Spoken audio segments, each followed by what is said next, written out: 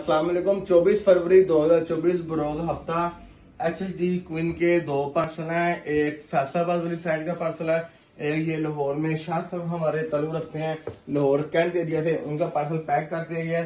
इनकी वीडियो शाह साहब के पास जाके बनाऊंगा अल्हम्दुलिल्लाह। और ये जो फैसलाबाद वाले भाई सफियान सैयदी साहब, ये माशाल्लाह से आपका इनको बेटा चेक कर लिया गया और उसको कैलिब्रेट भी कर दिया गया था रात को। अभी जस्ट एक वीडियो क्लिप बना के आपको सेंड कर दूंगा। और दूसरा, सीजन चिकन का हो पीक पे जा रहा है, अपनी लबट का सीजन, पैरल्स का सीजन अपने इख्तिताम की जानब आ रहा है। मतलब कि अभी उसमें महीना 2 महीने बाकी हैं।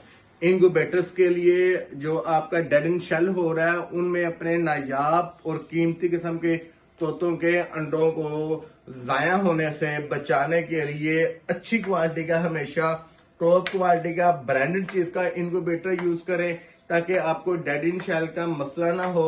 और सेकंड बात, डे बाय डे प्राइसेस इनकी इंक्रीज हो रही है मार्केट में। इनक्यूबेटर, ओरिजिनल इनक्यूबेटर की शॉर्टेज है।